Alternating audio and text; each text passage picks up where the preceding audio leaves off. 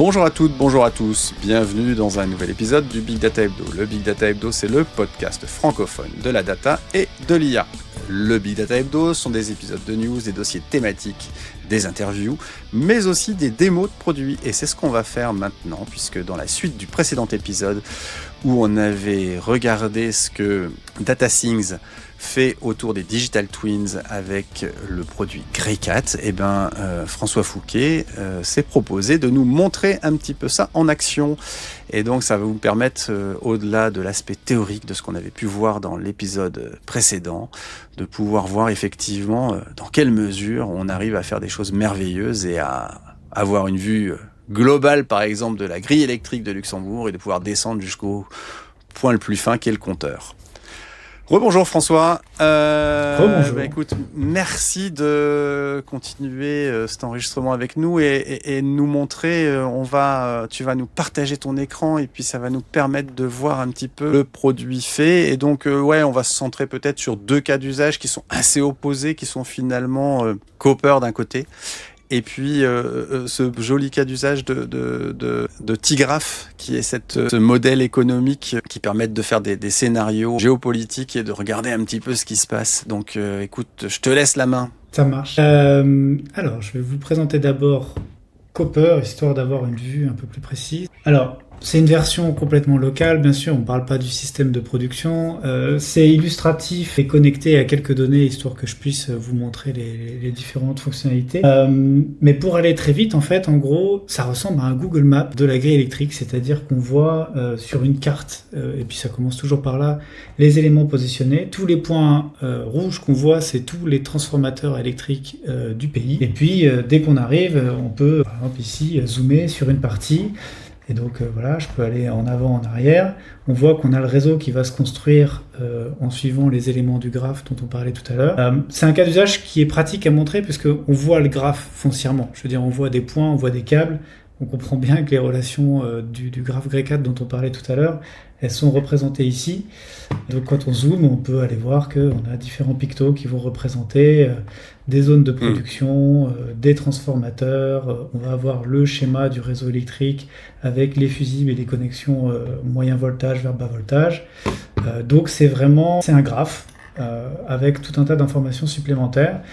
Et donc, par exemple, ici, on va représenter les câbles et puis des informations, on va dire, calculées dessus. Donc, ce graphe-là, là où il y a magique. une minute, on voyait que les transformateurs, c'était les petits ronds rouges et bleus, là. Là, maintenant, tu es descendu à un niveau qui nous montre tous les points de distribution dans le quartier en question, quoi. C'est ça. Alors, j'ai pris un petit quartier pour qu'on puisse des petites démos dessus. Donc ça, c'est le fameux transformateur avec le câble moyen voltage qui perd vers le reste du pays. Donc, sur cette... on va dire map là, on peut montrer un certain nombre d'éléments, on peut montrer le bas voltage, le moyen voltage et le voltage.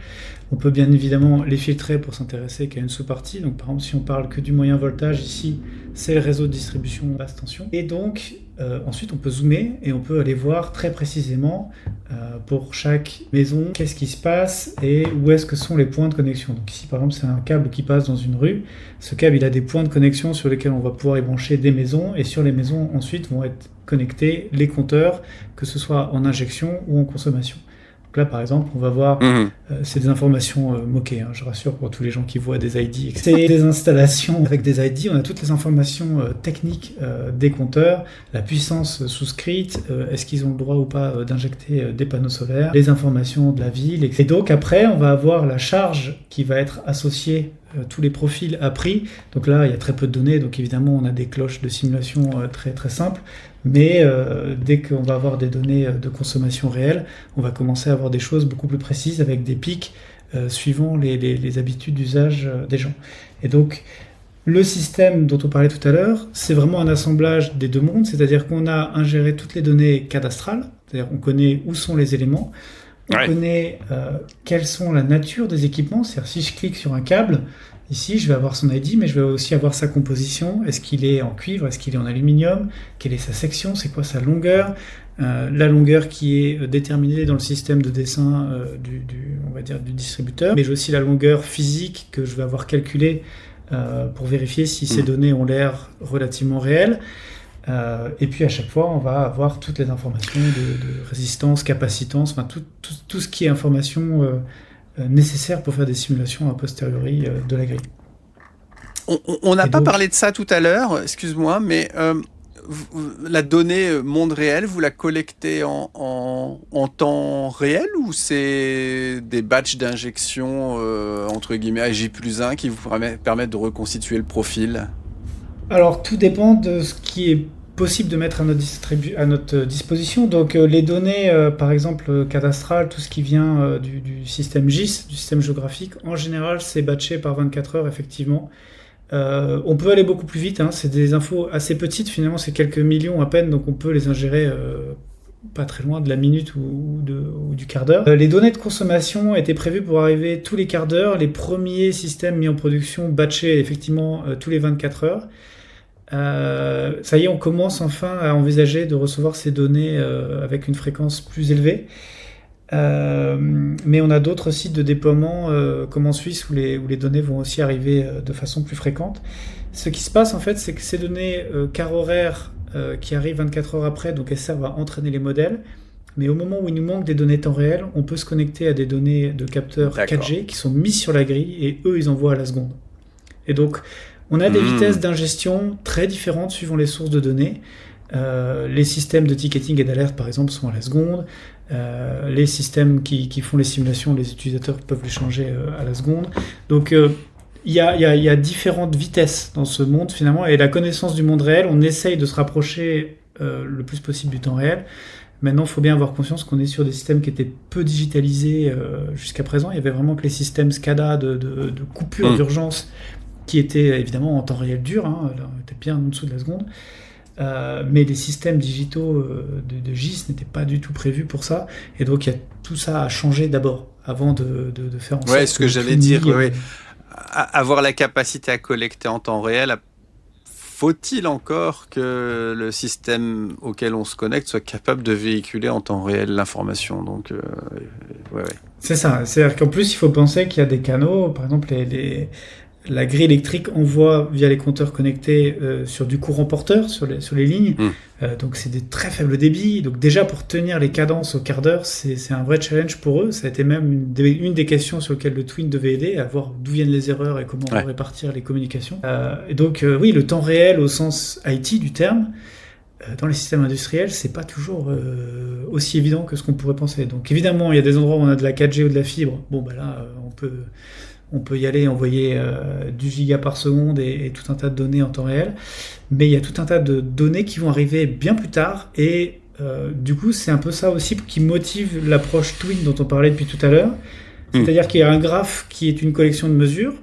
Et ces mesures, en fait, servent de checkpoint, essayer de se rapprocher de la réalité. Mais entre chaque mesure, il faut bien donner quelque chose. Et donc, c'est pour ça qu'on a toujours, finalement, des fonctions calculatoires partout. Parce qu'en fait, la vraie donnée, la mesure physique, je vais la voir qu'assez rarement. Elle ne me sert que à cross-check quelque chose que j'ai calculé de toute façon. Et donc, un des exemples qui est foncièrement illustratif ici, c'est que on a la consommation partout dans le quartier des gens qui sont connectés, on va dire, dans ce quartier-là. Il y a une certaine injection d'énergie à un point, l'énergie va se répartir sur le câble. Et donc, ça veut dire que sur chaque câble, je peux passer la fonction de prédiction qui est donc basée IA sur toutes les consommations autour. Bien évidemment, la consommation quart horaire, je ne l'ai pas forcément. Mais par contre, j'ai des fonctions qui me permettent d'avoir une anticipation de ce que ça devrait être. Et avec cette valeur de ce que devrait être la consommation des gens autour de mon quartier, je peux calculer la charge pour chaque point du temps sur tel ou tel câble. Ouais, et donc d'accord. Ici, maintenant, quand on sélectionne tel câble, on a cette courbe-là, qui est donc pas une courbe nécessairement mesurée, elle peut l'être en partie, mais la plupart du temps, elle est inférée. Et donc, c'est le calcul de charge du câble par rapport aux consommations environnantes du quartier. Et donc, c'est vraiment une fonction dérivée par rapport aux endpoints qui sont connectés à ce câble-là. Et donc ça, c'est ce qu'on appelle le calcul de power flow, c'est-à-dire qu'on calcule ce qui est injecté et consommé, et on regarde la disparité physique de propagation dans les câbles. Et donc c'est vrai à tout point du câble, à tout point du graphe. Et donc, pour faire un calcul de power flow en grey 4, qui était la fonction de simulation dont on parlait, et bien à chaque fois qu'on est sur un transformateur, on peut demander un calcul de power flow.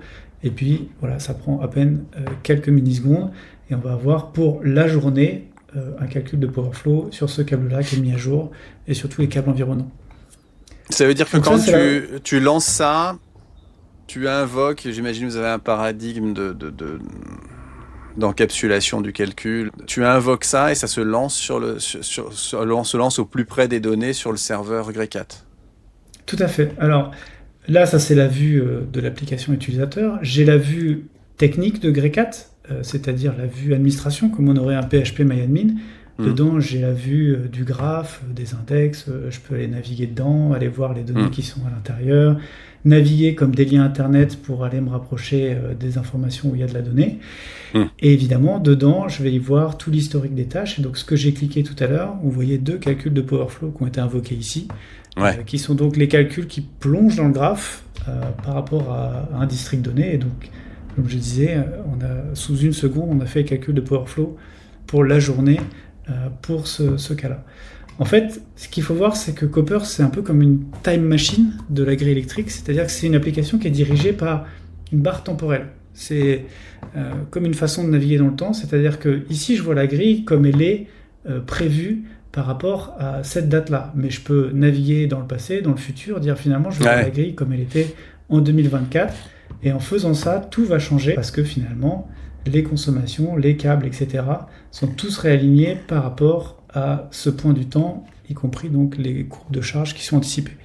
Donc, quand on est dans le passé, on a des données, on va dire, en très plein, et quand on est dans le futur, on a des pointillés, ce qui nous permet de savoir un petit peu qu'est-ce qui est simulé, qu'est-ce qui est réel. Et donc, c'est une application qui, la plupart du temps, montre des choses simulées, parce que comme je l'ai dit, on fait toujours les données d'entrée servent à entraîner les modèles plus qu'autre chose. Donc, je peux rejumper pour me remettre à aujourd'hui. La particularité de cette appli-là, c'est que donc, du coup, on a tout un tas de couches qu'on peut afficher. Par exemple, ici, je peux montrer l'énergie active qui est produite dans le réseau. Ça va générer une heatmap. Cette heatmap, il faut voir qu'elle est calculée à la volée dans le graphe. C'est-à-dire on va plonger dans le graphe, passer sur tous les modèles de prédiction de chaque consommation, donc de chaque compteur intelligent, donc 350 000. Des modèles, en fait, on en a plusieurs dizaines, parce que finalement, les gens ont des habitudes de consommation différentes entre les vacances, les jours travaillés, s'ils ont des panneaux solaires, s'ils ont une voiture électrique. Donc, on a tout un tas une guirlande de modèles qui est sur chaque compteur. Donc, en fait, on a plusieurs millions de petits modèles, des petits neural nets ou des petits Gaussian mixture modèles qui se trimballent dans le réseau. Et donc, dès qu'on zoom out comme ça dans Grey4, la fonction traverse le graphe, prend les modèles, exécute, fait une prédiction de consommation, prédiction de charge sur les câbles, et pour enfin nous donner la couleur qu'on voit ici, qui affiche sur la heatmap. Donc, ça nous permet de spotter tout de suite les endroits où finalement le réseau est potentiellement en difficulté. En charge, quoi. Alors, donc là, c'est par exemple pour l'énergie active. On peut le faire sur la charge, on peut le faire sur les questions de voltage. Et donc voilà, à chaque fois, on va aller afficher autour du concentrateur est-ce qu'il y a des problèmes de disparité de voltage. Donc ici, on voit que c'est un petit quartier, donc évidemment, le voltage pose aucun problème. Et donc voilà, cette application-là, finalement, c'est un Google Maps avec des overlays de c'est quoi l'état du trafic, mais au sens énergie du terme. Et donc voilà, on peut aller naviguer, que ce soit dans l'infrastructure physique, tout comme on peut aller faire les fonctions de prédiction. Donc ça, c'est on va dire, la vue standard de la grille électrique qui sert donc aujourd'hui à comprendre quel est l'état de la grille à un temps, on va dire, réel. D'accord ? Le monde réel, à tout moment, en fait, je peux dire, je vais faire une branche. Et donc ici, je vais faire une branche et je vais dire maintenance 1. Alors bien sûr, ici, c'est une vue démonstrative, c'est-à-dire que des branches, on ne les fait pas toujours manuelles et on ne les fait pas toujours en cliquant partout. Mais donc, je vais mettre dans un monde qui n'est plus le monde réel, je suis le monde simulé. Et dans ce monde simulé, je peux créer tout un tas de nouveaux éléments. Par exemple, ici, je peux créer des detail joints, je peux créer des câbles, je peux créer des cabinets, les positionner sur la carte, dire voilà, je vais simuler si je vais créer telle ou telle chose. Je vais aller ajouter un câble d'ici et puis lui créer un nouveau lien vers ce nouveau cabinet. Enfin bref, je peux dessiner tout un nouveau réseau et planifier tout un nouveau quartier. Alors, évidemment, c'est un outil de dessin qui n'est pas très marrant à faire à la main, et puis on avait dit qu'on avait surtout pas le temps de montrer ça. Mais il y a des façons plus simples de faire des démonstrations. On a des scénarios de simulation, et par exemple, un des scénarios de simulation, c'est de dire je vais mettre du photovoltaïque pour toute la zone que j'ai simulée sur la grille. Je vais dire qu'il va y avoir 30% d'installations qui vont avoir un peak power à 8 kW. Et donc, j'ajoute ça, et puis je vais créer mon scénario de simulation. Dès que j'ai fait ça, finalement, maintenant, dès que je vais faire mon PowerFlow, maintenant, je peux simuler dans ce monde-là qu'est-ce qui va se passer. Donc, on voit que je vais réexécuter un PowerFlow. Et maintenant, je peux montrer que j'ai des nouveaux statistiques sur ma grille. Je peux aller chercher quels sont les câbles les plus chargés et que je vais pouvoir aller anticiper de modifications sur ma grille. Est-ce qu'on s'approche d'une zone inacceptable sur tel ou tel câble? Est-ce que c'est faisable ou pas de faire ça? Donc ça, c'est, on va dire, la vue manuelle. Maintenant, ce qu'on a fait pour ce genre d'outils, c'est des workflows. Alors que je ne peux pas vous montrer ici puisque c'est sur le système de production, mais en gros, c'est des formulaires sur lesquels les gens disent « Je veux faire quelque chose qui est une simulation de A à Z, par exemple. Je veux tester l'installation d'un panneau solaire sur telle adresse. Et sur telle adresse, on va aller jusqu'à une simulation à l'année en disant on va faire le pire cas, le meilleur cas, voir s'il y a un hiver rigoureux ou pas, s'il y a beaucoup de soleil en été, et voir si l'installation de tel panneau solaire est bonne ou pas bonne, et ça va directement renvoyer la réponse par API. Ce que je montre ici, c'est une vue manuelle pour que les gens expérimentent, mais le but de ces systèmes-là, c'est d'être full API, c'est-à-dire que globalement, nous, on doit devenir un moteur de calcul, et sur lequel l'interface, c'est juste pour faire du contrôle, mais on n'est pas à proprement parler un outil de dessin ou un outil de simulation clic. Et, donc voilà, après il y a beaucoup de choses dans Copper. Comme on avait dit, c'est pas forcément le lieu ni le moment de montrer à quoi ressemble ce genre d'outil, mais ça permet de se faire une idée, on va dire, de ce que peut donner un gros graphe. C'est-à-dire ici on voit qu'on reste sur une navigation fluide, je peux aller dans n'importe quel quartier, je peux aller dans n'importe quelle partie de la ville, on peut aller sur le centre-ville de Luxembourg et c'est un peu plus intéressant parce que c'est plus dense, quartier européen, et là par exemple on voit les nouveaux maillages, des nouvelles institutions et toutes les connexions qui ont été installées sur ce genre de quartier. Donc voilà ce qu'est Copper, qui est utilisé aujourd'hui donc, sur plusieurs axes. D'un côté, c'est un outil pour comprendre la grille et faire des simulations. De l'autre côté, ça commence à être donc un moteur à proprement parler qui fait du pilotage tout seul. Et donc, comme je l'ai dit, ça file beaucoup vers des API. Et donc, tout ça tourne sur GRECAT. Preuve en est ici de voir la vue technique. Et donc, au final, GRECAT est un graphe. Tout ce qu'on voit sur la carte est exposé sur des endpoints. Les endpoints, ça commence par des index. Et donc, les index, c'est par exemple l'émetteur, on peut les voir par rue. J'ai un index qui, on va dire, va prendre le nom de la rue pour l'indexer. De cet index-là, je peux sauter dans le graphe. Je vois que j'ai d'autres nœuds. Des nœuds, je peux aller sauter vers le émetteur. Bref, de fil en aiguille, je peux cliquer comme je le ferais avec des liens hypertextes sur une page internet. C'est ce que j'allais dire. Et donc, on voit la diversité d'objets, d'entités différentes qui sont gérées dans ce graphe et qui sont intégrées dans ce graphe, là où effectivement, ça reste toujours le truc un petit peu compliqué de gérer les relations entre des objets très différents, finalement, habituellement. Ça, c'est donc ici, on ne voit que les points d'entrée, bien sûr, donc c'est même pas représentatif des tables. Copper a environ 1500 data types, donc si j'avais dû le faire en SQL, on parlerait de plusieurs milliers, voire dizaines de milliers avec les tables relations. Donc ouais, c'est déjà un bon gros graphe, mais ici, finalement, une fois que c'est mis à plat avec du code GRECAT assez simple, c'est quelques points d'entrée, quelques navigations qui me permettent d'aller chercher l'émetteur. L'émetteur, ils ont un data type, c'est un meter load group. Et sur les meter load group, il y a par exemple des time series qui sont les time series de consommation. Donc celle-là est vide parce que j'ai pas de données, mais vous voyez tout à fait l'idée. Et donc avec ce genre d'outils comme l'Explorer, on permet de passer d'un monde DB à quelque chose qui est très on va dire orienté objet. Et donc au final, c'est pour ça que je disais que pour les gens, c'est très facile à prendre en main. Ils peuvent rapidement passer du monde graph au monde API. Pareil, toutes les fonctions qui sont exposées sont ici disponibles. Donc ça, c'est ce que les interfaces et ou les LLM peuvent avoir à leur disposition. Et puis on a tout le côté, on va dire, exécution, que ce soit local ou distribué, qui va se faire avec des systèmes de tâches. Donc ici, on retrouve du scheduling plus classique. Donc ça, c'est, on va dire, la vue technique de GRECAT qui est utilisée par les développeurs et par les gens qui maintiennent ce genre d'application. C'est étonnant d'ailleurs parce que c'est presque plus utilisé par eux que par les développeurs. Maintenant, ils ont besoin de voir le graphe, de pouvoir aller naviguer dans les informations précises. Et donc, maintenant, on a différents types d'utilisateurs. On a les gens qui restent sur cette vue ici. Eux, ils sont complètement utilisateurs de la donnée. Ils la consomment telle qu'elle et voilà. On a les systèmes experts, les gens qui viennent voir si les imports correspondent à ce que eux ils connaissent. On parle d'ici... liens entre les systèmes de RP et autres, et donc eux ils sont capables d'aller utiliser ces outils-là pour dire est-ce que cet ID-là correspond à ce que j'avais dans mon ancien système, est-ce que les imports sont consistants, est-ce que quand je plonge dans le détail ici j'ai quelque chose qui va bien. Et donc eux, t'as toujours cette nécessité de vérifier la cohérence entre les différents systèmes, effectivement, qui est... Donc ça c'est Copper. Ensuite, donc on avait parlé de Tygraph. Alors Tygraph, j'ai une petite démo vidéo pour expliquer un petit peu ce que c'est. On passe du coq à l'âne, hein, on en avait parlé tout à l'heure. Hein, c'est vraiment, on passe du monde de l'énergie avec des compteurs intelligents et des smart meters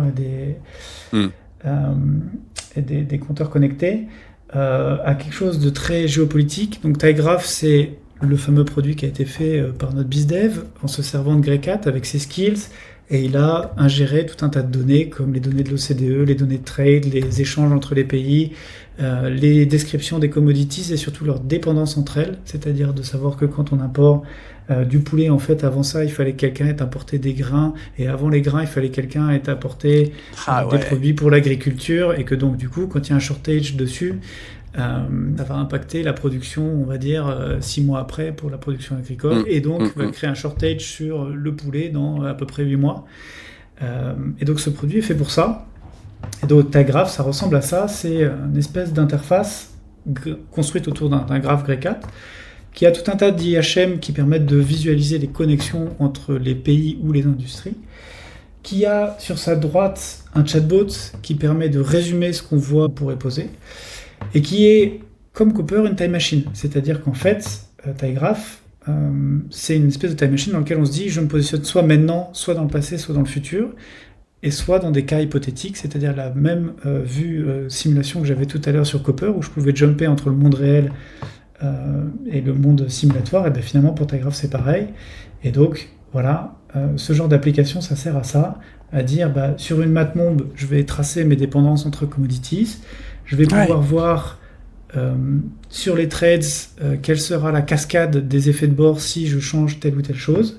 Je vais pouvoir aller plonger assez loin dans les dépendances. On peut aller au niveau 7, c'est-à-dire qu'on va 7 coups en avance. Tout à l'heure, je parlais on va dire, du produit pour l'agriculture, c'est un niveau. Ensuite, les grains, c'est un autre niveau. Le poulet, c'est un autre niveau qui va rentrer dans la production d'un autre produit, c'est un niveau. On peut penser la même chose pour les terres rares et les batteries et les voitures. On pense déjà à 3 niveaux.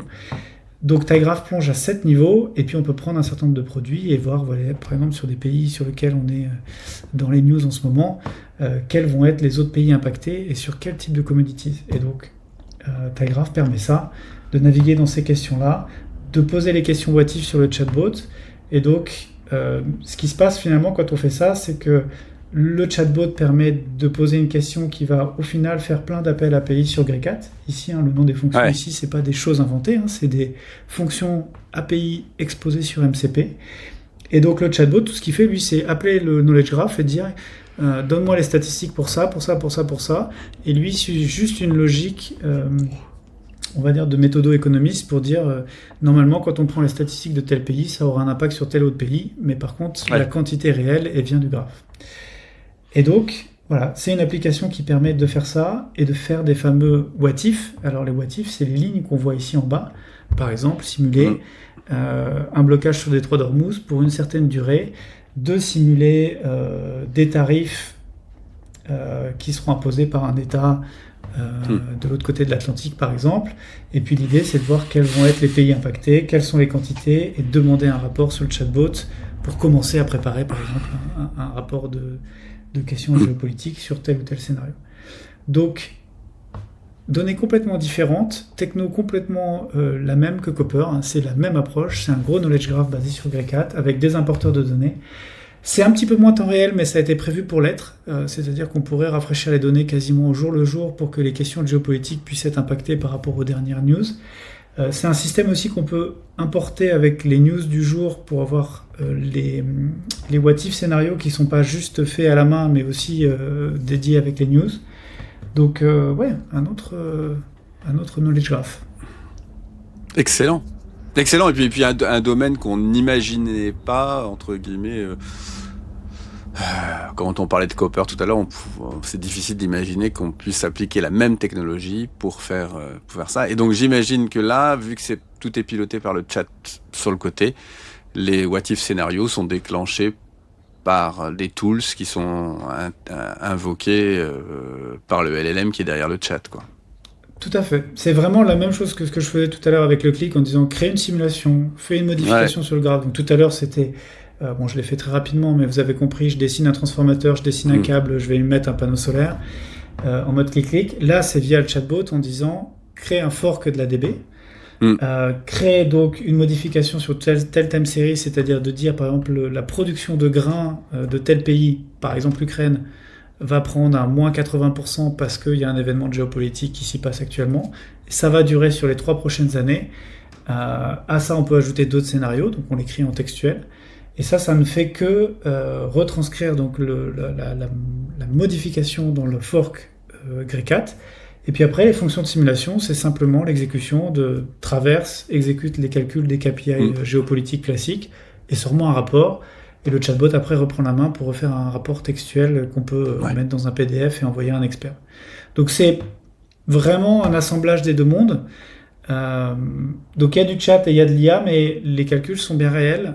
C'est-à-dire, c'est vraiment des KPI de géopolitique qui sont connus et qui sont state of the art de ce qu'on fait. L'autre cas intéressant, c'est que toute l'interface de Tygraph a été faite donc à grand coup de vibe coding par des non-développeurs sur des interfaces Greycat. Donc, nous, c'était aussi une belle démonstration de montrer quand on fait un langage simple qui reste dans les clous de ce qu'on avait l'habitude avec des langages objets, et ben même un LLM peut complètement le maîtriser et construire tout ce qui est interface au-dessus, et donc on peut aller beaucoup plus loin en termes d'expérience utilisateur. Ça vaut le coup que tu détailles tout petit peu ce que l'on voit, le serveur qui est là.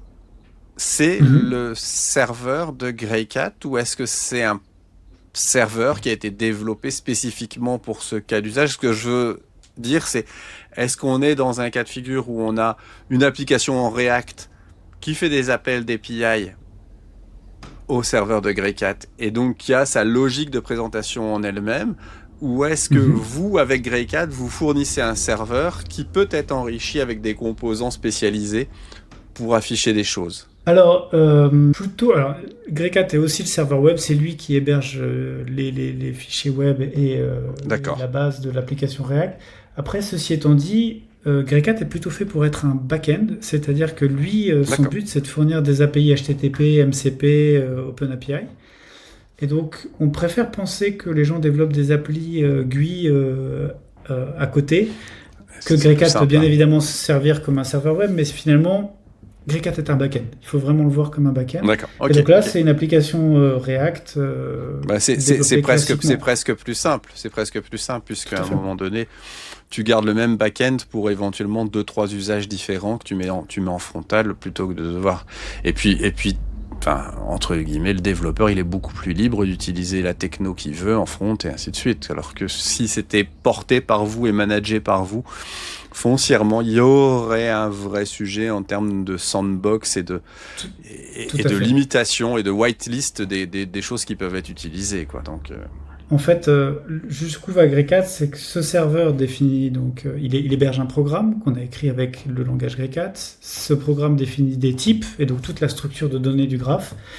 Cette structure-là, on va jusqu'à générer différents SDK pour les langages tierces. Donc par exemple, on a un SDK pour TypeScript. Pour TypeScript, on prend tous les types et on génère tous les headers TypeScript et les serialiseurs réseau en load et save.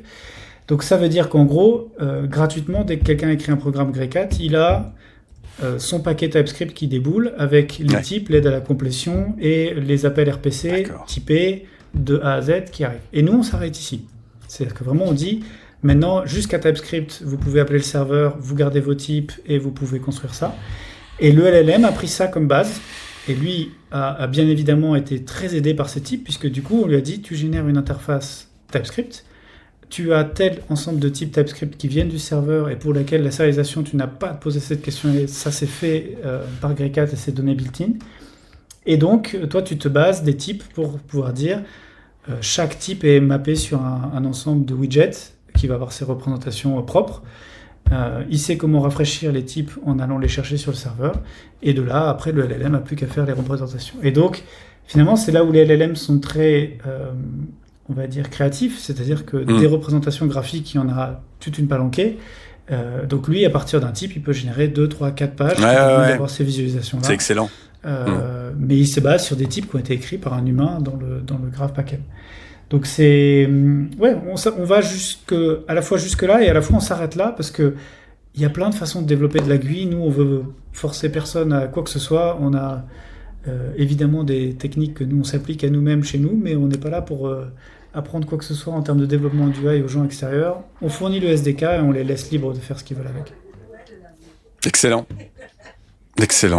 Écoute, ça complète bien ce qu'on a pu se dire lors du précédent épisode là qu'on a enregistré. Merci pour ces démos. Puis moi je suis hyper impressionné par la célérité à laquelle tout ça tourne. On voit bien que d'ailleurs ce sont des démos qui tournent en local, ce que tu nous as montré. Donc, ouais, tout à fait. Ça tourne en local. On voit que c'est mon petit MacBook qui peut prendre tout le côté cadastral du Luxembourg tourne sans aucun problème. J'ai juste quelques mois de données à peine, puisqu'évidemment, pour avoir les 4-50 données, il faut une machine beaucoup plus balèze. Mais on est sur quelque chose qui peut tourner avec des requêtes sous la centaine de millisecondes sans aucun problème, ce qui donne une expérience utilisateur tout de suite très, très fluide. Et tout ça, il n'y a pas eu de tweak sur lui, etc. C'est juste que c'est un graphe, il y a une seule tech, un seul cache, une mémoire bornée.